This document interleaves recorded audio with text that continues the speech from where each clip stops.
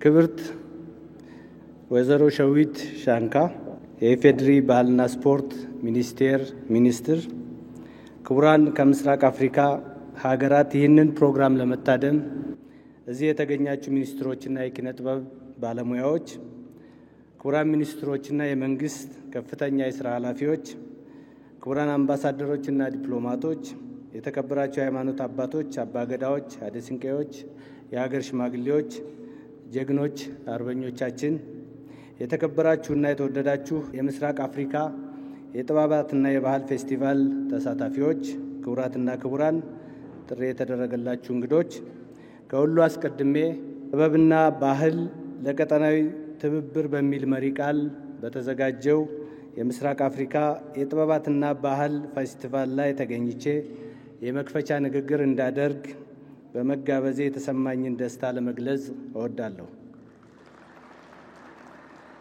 ጥበባትና ባህል የአንድን ማህበረሰብ ታሪኩን፣ እሴቶቹን እና ማንነቱን የሚያንጸባርቁ ነባር ሀብቶቹ ናቸው።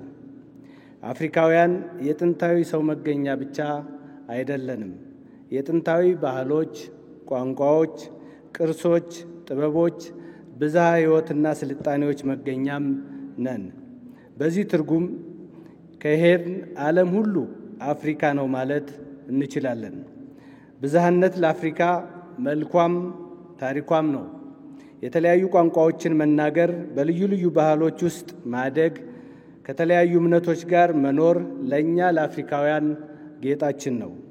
አዲስ ነገር አይደለም። ስሪታችን ብዝሃነት ነው። ሕዝቦቻችን፣ ባህሎቻችንና ቋንቋዎቻችን ሰው ሰራሹን ድንበር ይሻገራሉ። ሀገራችን ኢትዮጵያ አፍሪካዊት እንደመሆኗ የሰው ዘር መገኛና የህብረ ባህልና የህብረ ብሔር ማዕከል ናት። ከጎረቤት ሀገሮች ሕዝቦች ጋርም ዘርፈ ብዙ ትስስር አላት። ከምስራቅ አፍሪካ ሕዝቦች ጋር በባህል፣ ቋንቋ፣ ታሪክ፣ ስልጣኔ፣ ሃይማኖት እንጋራለን። ስነ ቃሎቻችን፣ ተረቶቻችን፣ እሴቶቻችን እጅግ ተመሳሳዮች ናቸው። ቀደምቶቻችን ከአንዱ ቦታ ወደ ሌላ ሲዘዋወሩ እንድንተሳሰር አድርገውናል። ከፖለቲካዊ ታሪካችን በላይ ማህበራዊ ታሪካችን አያሌ የጋራ ትውስታዎች አሉት። ቀደምት አፍሪካዊ የንግድ መስመሮች ህዝቦቻችንን ሲያገናኙ ኖረዋል። በዚህ ምክንያት የወግ ዕቃዎቻችንና አለባበሳችን ተመሳሳይነት አላቸው። የግብርና ስራችን ተቀራራቢ ነው። የሃይማኖት አስተማሪዎች ከአንዱ ወደ ሌላው ተጉዘዋል። ይሄም የእምነትና የባህል መመሳሰልን ፈጥሯል። ሰው ሰራሽና የተፈጥሮ ችግሮችን ለመሸሽ ቀደምት አፍሪካውያን ወደ ሌሎች አፍሪካውያን ወገኖቻቸው ሄደው ይጠለሉ ነበር። ይሄም ስጋዊ ተዛምዷችንን ጨምሮታል። አሁንም ይሄ ተግባር የቀጠለ ነው። ስለሆነም በምስራቅ አፍሪካ ሀገራትም ሆነ በሀገራችን የሚገኙ የብዝሃ ባህል ሀብቶች እና የጋራ መገለጫ የሆኑ እሴቶች ለህዝቦች አንድነትና መግባባት፣ ለልማትና ለዘላቂ ሰላም እንዲሁም ማህበራዊ ትስስርን ለማጎልበት የሚያስችል አቅም አላቸው። ይሄ ደግሞ የባህል ዲፕሎማሲና ቀጠናዊ ትስስርን እንዲጎለብት ምቹ ሁኔታን ይፈጥራል። ስለሆነም ከዘርፉ የሚገኘው ማህበራዊ፣ ፖለቲካዊና ኢኮኖሚያዊ ፋይዳ ማጎልበት ተገቢ ነው ብዬ አምናለሁ። በመሆኑም በጋራ እሴቶቻችንና ፍላጎቶቻችን ላይ የተመሰረተ ሁሉን አቀፍ ስምምነት ያለው ቀጠናዊ ትስስርን ለመገንባት እንድንችል እንደ አንድ የምስራቅ አፍሪካ ማህበረሰብ መስራታችንን መቀጠል ይገባናል። ይሄ ለሁለተኛ ጊዜ የተዘጋጀው የጥበብና የባህል ፌስቲቫል በጥበባትና በባህል ኢንዱስትሪ ውስጥ ባለድርሻ አካላትን ያሰባሰበ ተግባር ነው። እነዚህ ባለድርሻ አካላት ተሰጥኦአቸውን ያቀርቡበታል፣ ቅርሶቻቸውን ያሳዩበታል፣ ባህላቸውን ያካፍሉበታል፣ እንዲሁም ትርጉም ያለው ውይይት ያደርጉበታል። በዚህ ፌስቲቫል የሚገኙ ወጣቶቻችን አፍሪካውያን ምን ያህል የተሳሰርን መሆናችንን እንደሚረዱ አምናለሁ። በእነርሱ ባህል ውስጥ ያሉ እሴቶችን በሌሎችም ያገኛሉ።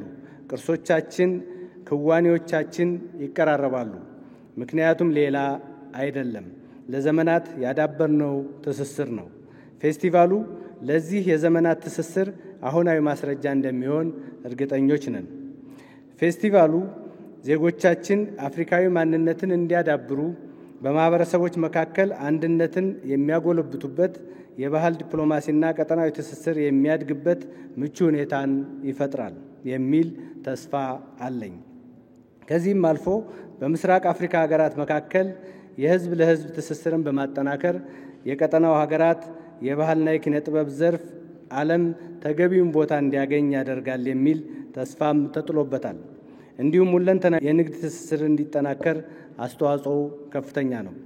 ይህንን ለህዝቦች አንድነትና ከፍተኛ ፋይዳ ያለው የጥበባትና የባህል ፌስቲቫል በማዘጋጀት ከፍተኛ ኃላፊነት ወስዶ የሰራውን የባህልና ስፖርት ሚኒስቴር እንዲሁም ከሚኒስቴር መስሪያ ቤቱ ጎን በመቆም ለዚህ ስኬት ላበቃችሁ ባለድርሻ አካላት በሙሉ በኢትዮጵያ ፌዴራላዊ ዲሞክራሲያዊ መንግስትና በራሴ ስም ያለኝን ልባዊ ምስጋና አቀርባለሁ። የዚህ ፌስቲቫል ተሳታፊዎች በአፍሪካ ርዕሰ መዲና ውቢቱ አዲስ አበባ የሚኖራችሁ ቆይታ ያማረ፣ አዝናኝና ትምህርት ሰጪ እንዲሆንላችሁ እመኛለሁ። የምስራቅ አፍሪካ ህዝቦችን በባህልና ጥበብ ይበልጥ የሚያገናኘው ይህ የጥበባትና ባህል ለቀጠናዊ ትብብር የተሰኘው ፌስቲቫል በይፋ የተከፈተ መሆኑን አበስራለሁ። አመሰግናለሁ።